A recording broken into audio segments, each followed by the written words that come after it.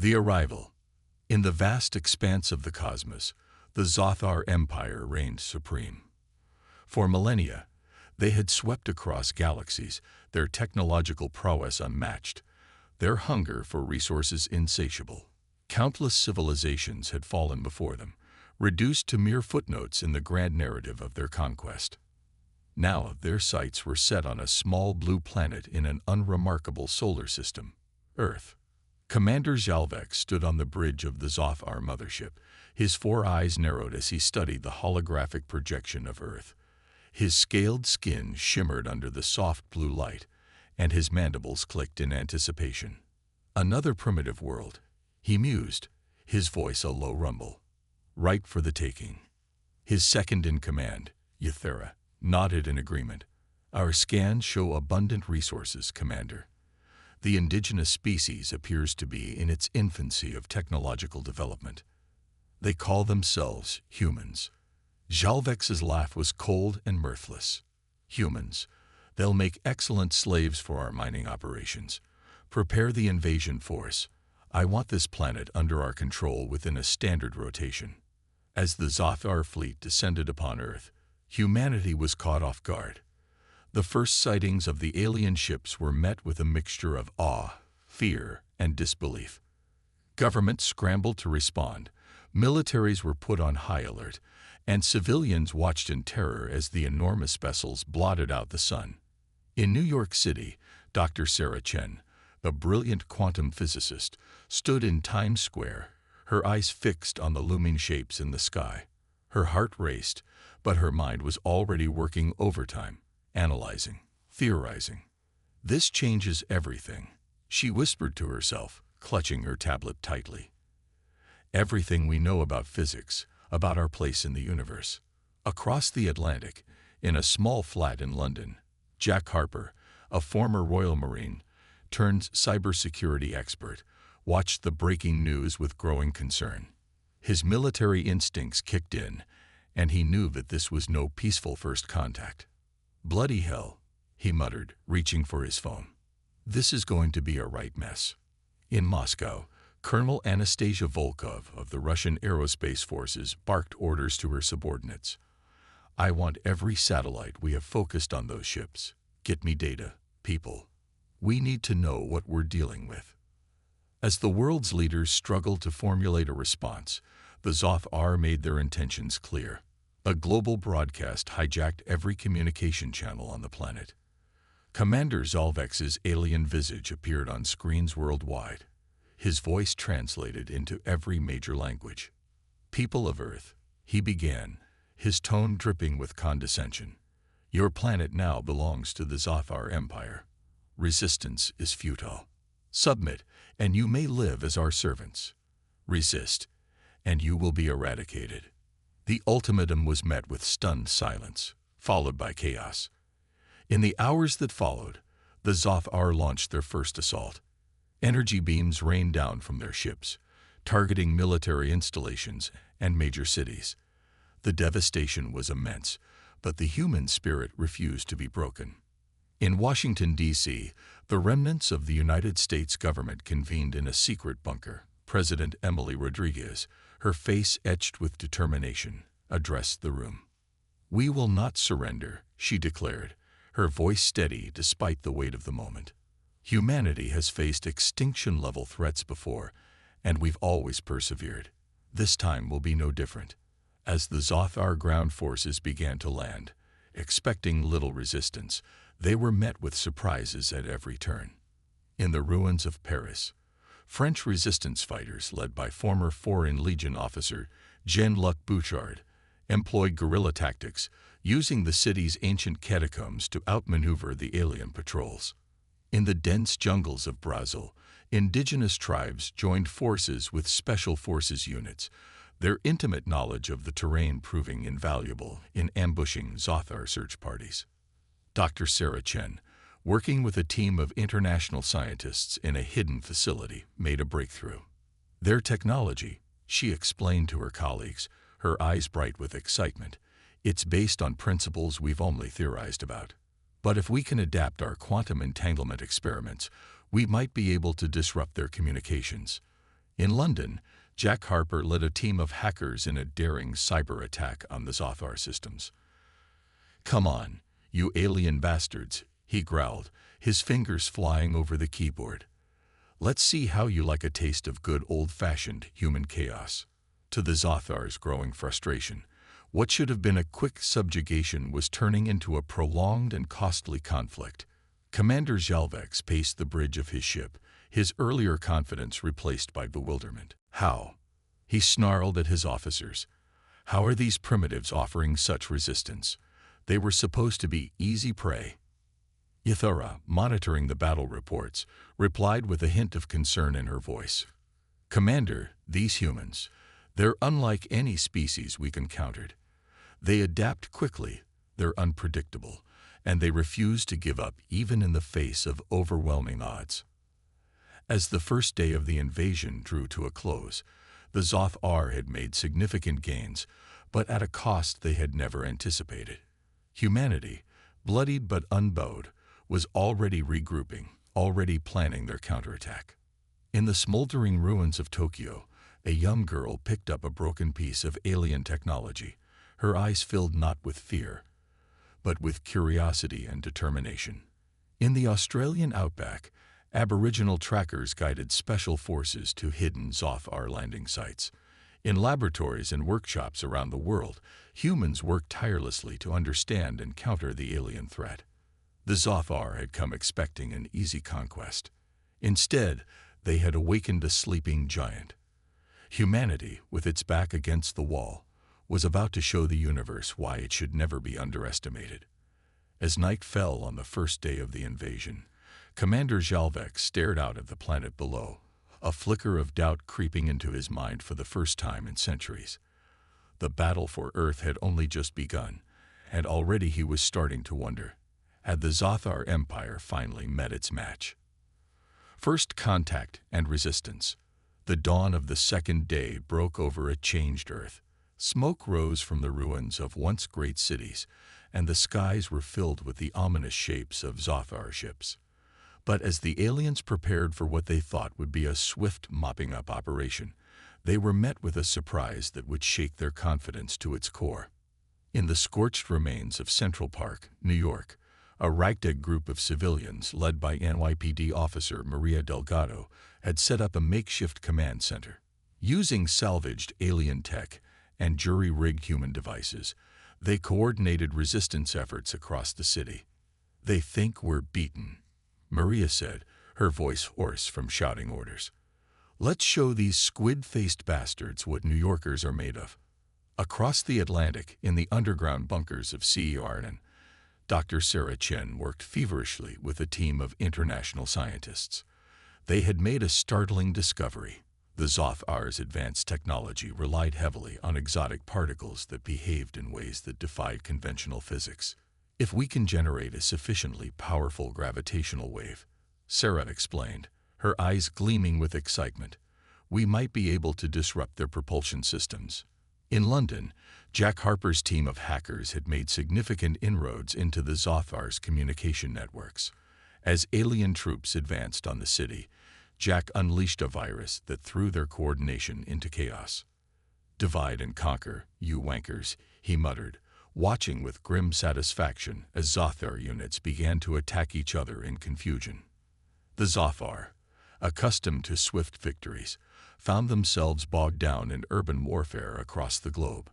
In the narrow streets of Mumbai, Indian soldiers and civilians alike used the city's labyrinthine layout to ambush alien patrols. In the frozen wastes of Siberia, Russian special forces, led by Colonel Anastasia Volkov, waged a guerrilla war that left the aliens reeling. Commander Zhalvex, watching the battle unfold from his orbiting flagship, felt the first stirrings of real concern. "How is this possible?" he demanded of his subordinates. "They're using sticks and stones against our plasma cannons." Ithura, her usual stoic demeanor slipping, replied, "Commander, our intelligence was flawed. These humans, they're not just fighting with technology. They're using tactics we've never encountered before. They're innovating on the battlefield." As if to underscore her point, Reports came in of a successful counterattack in Berlin. A group of German engineers, led by the brilliant but eccentric Dr. Klaus Schmidt, had repurposed a particle accelerator into a makeshift EMP weapon. When activated, it had disabled an entire division of Zoth mechs. Mein Gott, it worked, Klaus exclaimed, his wild hair standing on end from the electrical discharge. Quick, to the beer hall. We must celebrate and plan our next move. In Japan, a different kind of resistance was taking shape. Dr. Hiro Tanaka, a robotics expert, had managed to hack into and reprogram several Zoth drones. Now these machines turned against their former masters, providing crucial intelligence to the human resistance. The key is in the quantum entanglement processor, Hiro explained to his team. If we can crack that, we can turn their entire robotic army against them. But it wasn't just in technology that humanity showed its resilience. In the Amazon rainforest, indigenous tribes, armed with nothing more than blow darts, tipped with a neurotoxin unknown to Zoth physiology, were taking down alien scouts with terrifying efficiency.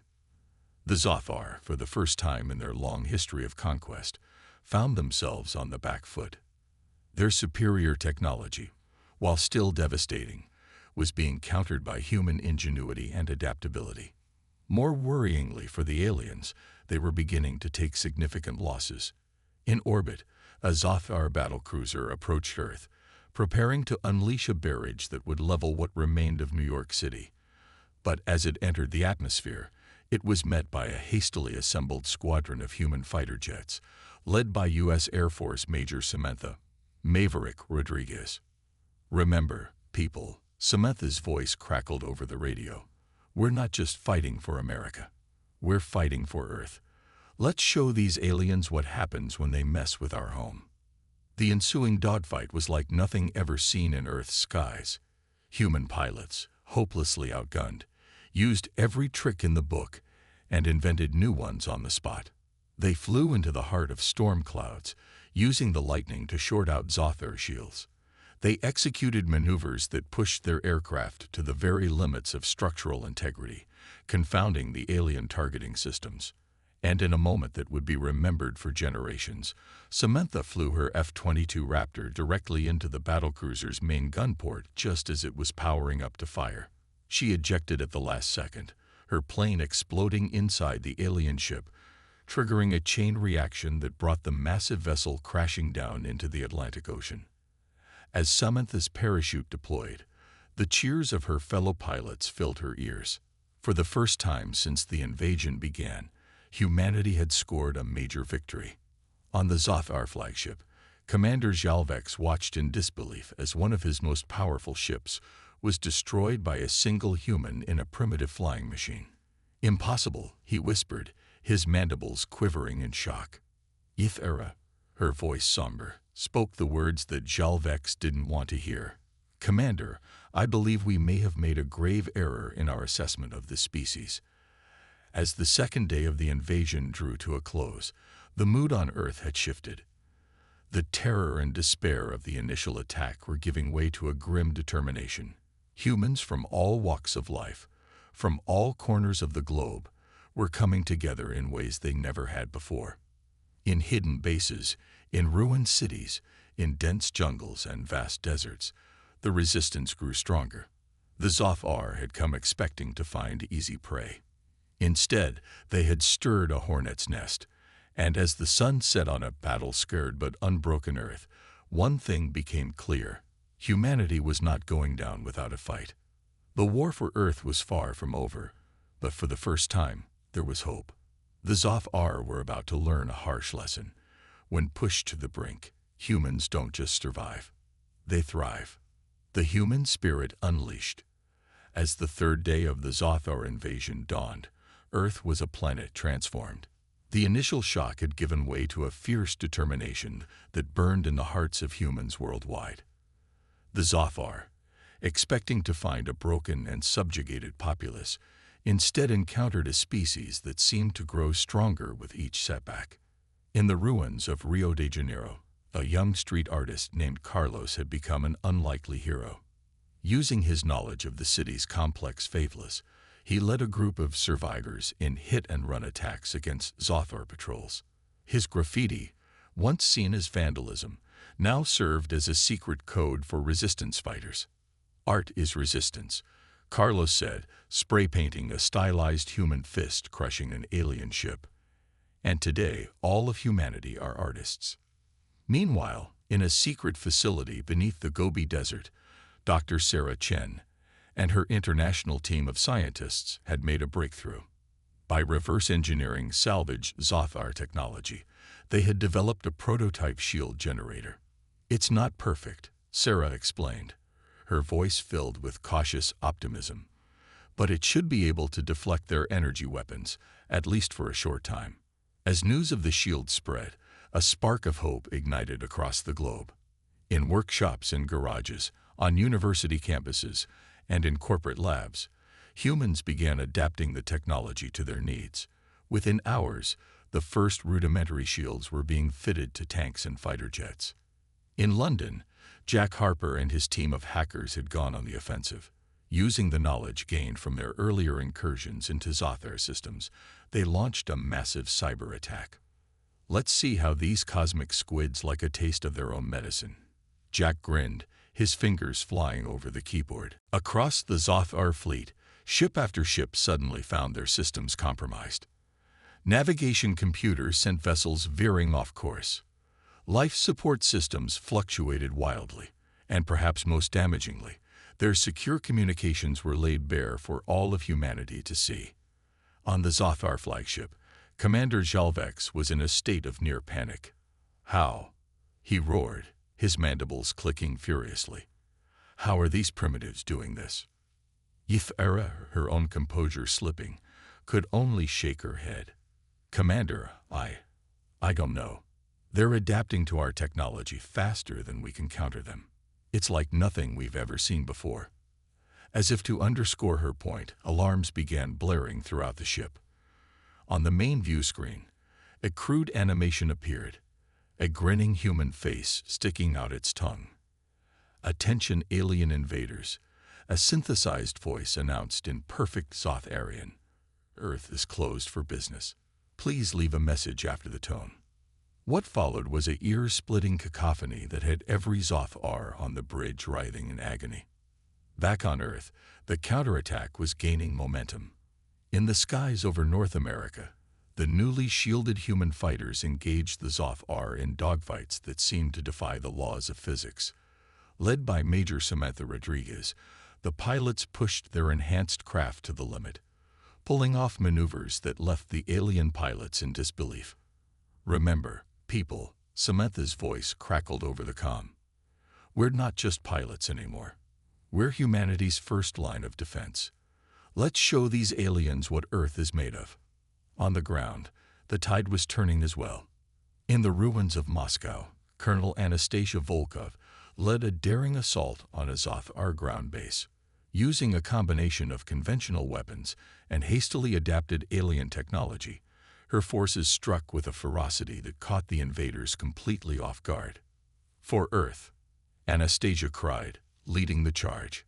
"For humanity." As the Zothar fled in disarray, Anastasia couldn't help but feel a sense of pride. Not just in her soldiers, but in all of humanity. They had faced extinction, and instead of breaking, they had become stronger than ever. In laboratories around the world, more breakthroughs were happening by the hour. Dr. Hiro Tanaka in Japan had succeeded in fully decrypting the Zothar's quantum entanglement processors. With this knowledge, human forces could now not only jam the aliens' communications, but also listen in on their plans. "It's like they handed us their playbook," Hiro mused, watching as Zothar battle plans flowed across his screen. But perhaps the most significant development came from an unexpected source. In a small village in Kenya, a young girl named Amani had made a startling discovery. While playing with a piece of debris from a downed Zothar ship, she noticed that certain types of local clay seemed to interfere with its functioning. Word of Amani's discovery spread rapidly. Soon, scientists were analyzing the clay, unlocking its secrets. It contained a rare mineral that, when properly processed, could disrupt the very core of Zothar technology. As Day 3 of the invasion neared its end, humanity had gone from fighting for survival to actively pushing back against the Zothar. The aliens, who had arrived expecting an easy conquest, found themselves increasingly on the defensive. In orbit, Commander Jalvek stared at the blue planet below, a mixture of rage and disbelief etched on his alien features. "This is impossible," he muttered. "We are the Zothar. We have conquered galaxies. How can these humans be defeating us?" Yth-Era, her voice soft but firm, offered a perspective that shook Jalvex to his core. "Commander, I believe we may have made a terrible mistake. These humans, they're not primitive at all. They may well be the most dangerous species we've ever encountered." As night fell on the third day of the invasion, the mood on Earth was one of cautious optimism. In every corner of the globe, humans were coming together, pooling their knowledge, their resources, and their indomitable spirit. In New York, Officer Maria Delgado coordinated with resistance cells across the city, preparing for a major offensive. In the Amazon, indigenous warriors shared their knowledge of the jungle with special forces units, creating an invisible army that the Zothar couldn't track. And in a hidden bunker somewhere in the Rocky Mountains, President Emily Rodriguez addressed the leaders of the world. "We have been tested," she said, her voice firm and resolute. "We have faced an enemy beyond anything we could have imagined, but we have not broken. We have not surrendered. Instead, we have shown the universe what humanity truly is. We are innovators, we are fighters, we are survivors. And together, we will send these invaders back to the stars they came from." As her words were broadcast around the world, a cheer went up from every corner of the planet. The Zothar had come to conquer Earth. Instead, they had awakened a sleeping giant. And now, that giant was ready to fight back. The war for Earth was far from over, but as the third day came to a close, one thing was certain: humanity was no longer just resisting. They were turning the tide. The Zothar were about to learn a harsh lesson. When united, when pushed to their limits, humans were capable of the impossible. And they were just getting started, turning the tide. The fourth day of the Zothar invasion dawned on an Earth that was battered but far from beaten. The initial shock of the alien attack had galvanized humanity into a united force, pooling resources, knowledge, and sheer determination in ways never before seen in human history. In the war-torn streets of Paris, a breakthrough was unfolding. Dr. Marie Durand, a quantum physicist working out of a makeshift lab in the catacombs, had made a startling discovery. By analyzing the Zothar's energy weapons, she had uncovered a fundamental flaw in their design. "C'est incroyable," Marie exclaimed, her eyes alight with excitement. "Their weapons rely on a specific quantum resonance, if we can generate an opposing field." Within hours, her findings were being shared with resistance cells worldwide. In garages, basements, and hidden laboratories, humans began cobbling together crude but effective countermeasures. Meanwhile, in the skies above North America, Major Samantha Rodriguez led a daring assault on a Zothar capital ship. Her squadron, their fighters now equipped with shields and weapons reverse-engineered from downed alien craft, engaged in a dogfight that would have been unimaginable just days earlier. "Remember, Maverick Squadron," Samantha's voice crackled over the comms. "We're not just fighting for ourselves. We're fighting for every species these bullies have ever pushed around. Let's show the galaxy what humans can do." The battle was fierce, with energy beams lighting up the sky and explosions blooming like deadly flowers. But the human pilots, their natural skills enhanced by the alien tech, began to gain the upper hand. One by one, Zothar fighters fell from the sky.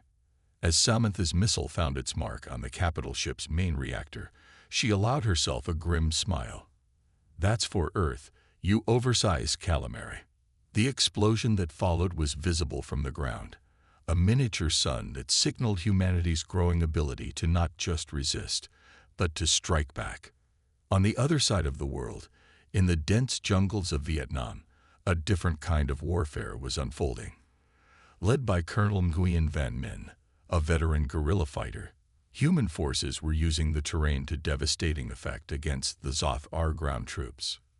They may have advanced technology, Minh said to his troops, a fierce glint in his eye, but we have the heart of the dragon. This is our land, and we will make them regret ever setting foot on it. Using a combination of traditional guerrilla tactics and adapted alien tech, Minh's forces struck from the shadows, disappearing before the Zoth could retaliate.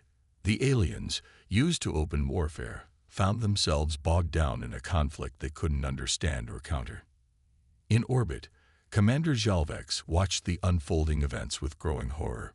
What had started as a routine conquest was turning into the greatest military disaster in Zoth history. How? He raged, his mandibles clicking furiously. How are these primitives doing this? We've conquered entire galaxies. Ysthera, her own composure long since shattered, could only shake her head. Commander, I think we may have made a terrible mistake. These humans, they're unlike anything we've ever encountered. As if to underscore her point, alarms began blaring throughout the ship. On the main view screen, a message appeared in crude Zoth-Aryan script. Knock knock. Who's there? Earth's revenge. Suddenly, the ship's systems began to go haywire. Life support fluctuated. Gravity turned on and off at random, and the navigation system sent them spiraling away from Earth. Back on the planet, in his makeshift command center in London, Jack Harper allowed himself a satisfied smirk. That's for all the cups of tea you made me spill, you get, he muttered, fingers flying over his keyboard as he continued his cyber assault on the Zothar fleet. But it wasn't just in combat that humanity was turning the tide. In laboratories and workshops around the world, breakthroughs were happening at an unprecedented rate. Dr. Sarah Chen, working with a global team of scientists, had managed to crack the code of Zothar FTL, faster than light, technology. It's not just about speed, she explained to a rapt audience of world leaders. Their entire invasion strategy relies on their ability to move vast distances quickly. If we can disrupt that, President Emily Rodriguez, her face showing the strain of sleepless nights, but her eyes burning with determination, nodded. Do it, Dr. Chen. Whatever resources you need, you'll have them. As Sarah and her team worked tirelessly to develop a counter to the Zothar's FTL capabilities, other advancements were being made.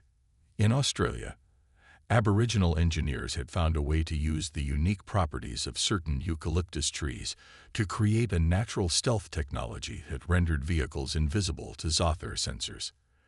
In South Africa, a team led by Dr. Kwesi Okoro had reverse-engineered Zothar medical technology, developing treatments that could heal wounds and cure diseases at an astonishing rate. We're not just fighting to survive, Kwesi said, watching as a soldier's grievous injury healed before his eyes. We're fighting for a better future for all of humanity.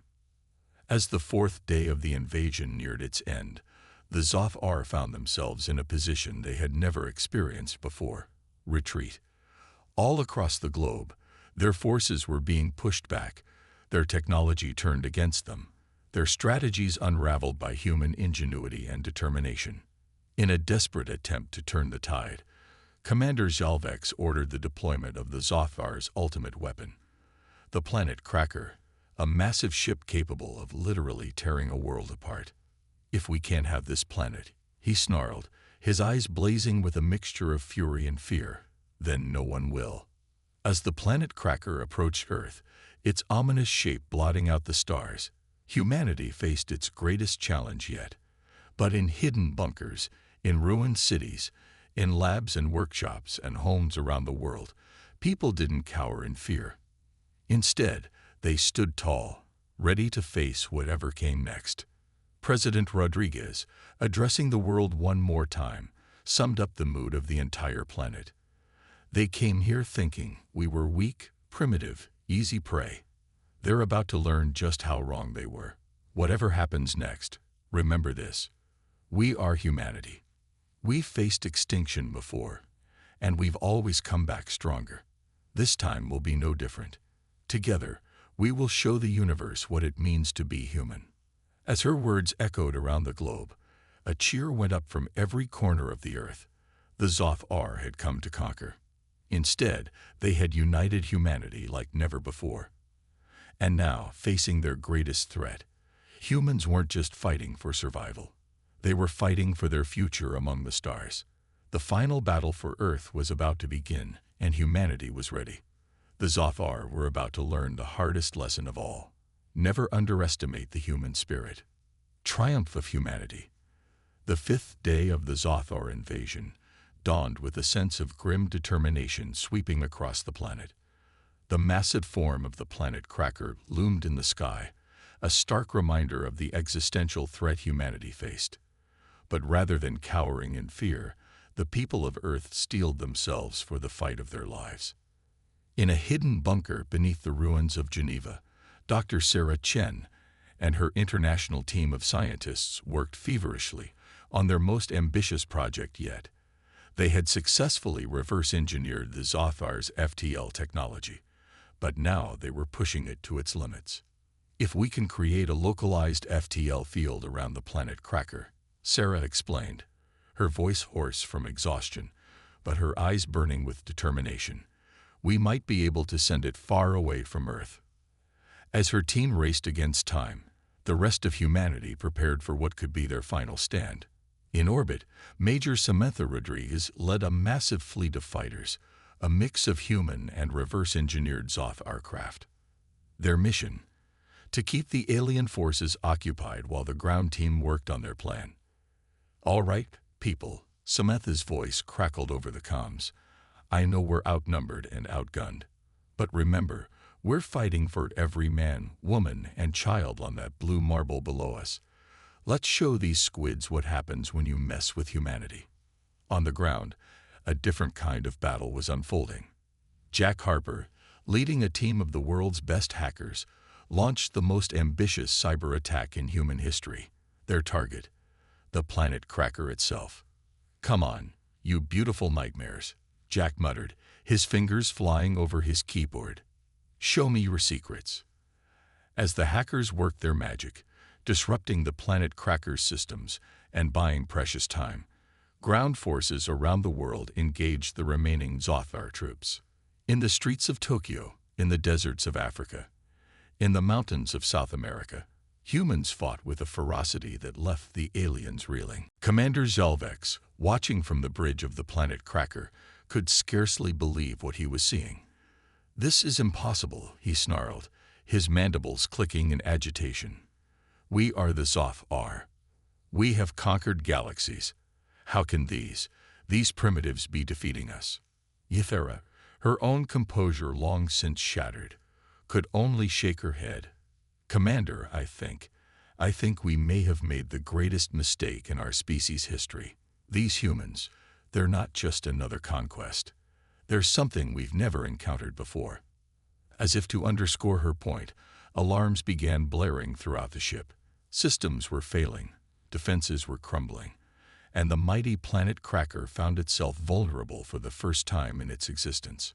Back on Earth, in the Geneva bunker, Sarah Chen and her team had reached a critical moment. Their device, a hodgepodge of human and alien technology that they had dubbed the Cosmic Slingshot, was ready.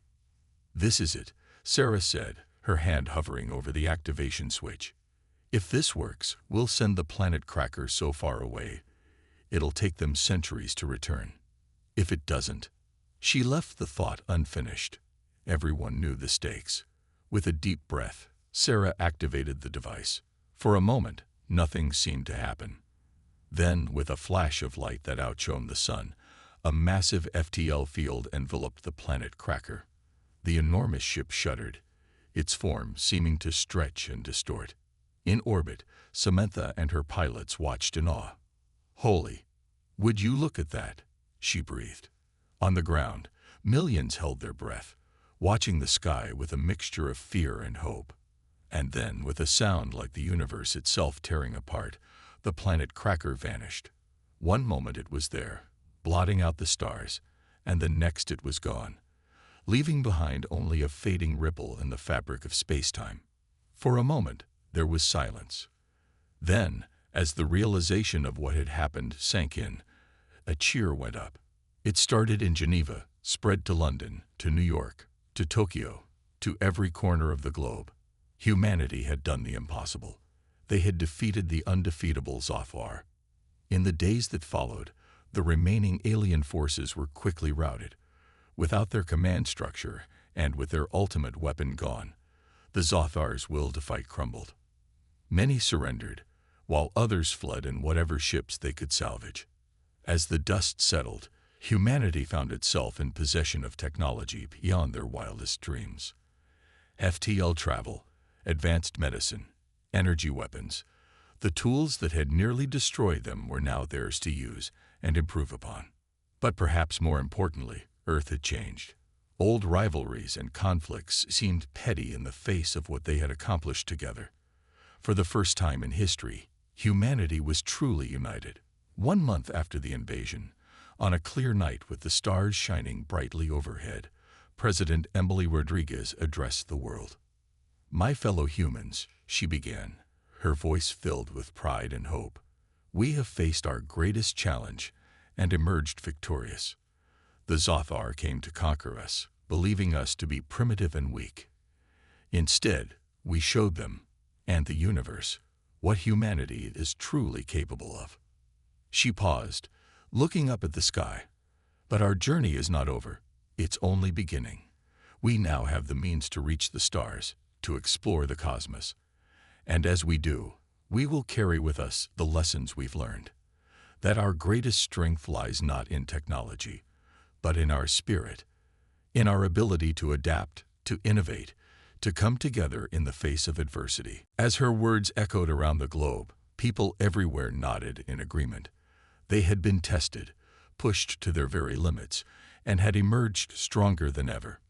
"We go forward now, not as conquerors, but as explorers and peacekeepers," Rodriguez continued. "We will seek out new life and new civilizations. We will right the wrongs the Zothar have committed across the galaxy. And we will show the universe that humanity, when united, can accomplish anything." As she finished her speech, a new cheer went up. But this wasn't a cheer of victory over a defeated enemy. It was a cheer of hope, of anticipation for the incredible journey that lay ahead. The Zothar had come to Earth expecting an easy conquest. Instead, they had awakened a sleeping giant. And now, that giant was ready to take its place among the stars. As the celebration continued, Dr. Sarah Chen stood in her lab, looking at the FTL drive they had created. Jack Harper sat nearby, already working on new ways to secure humanity's fledgling interstellar communications. Major Samantha Rodriguez was in a meeting, discussing plans for Earth's first faster-than-light ship. And all around the world, humans looked to the stars with new eyes. No longer were they distant, unreachable points of light. Now, they were destinations, new worlds to explore, new challenges to overcome, new horizons to reach for. The Zothar invasion was over, but humanity's greatest adventure was just beginning. And the universe would never be the same again.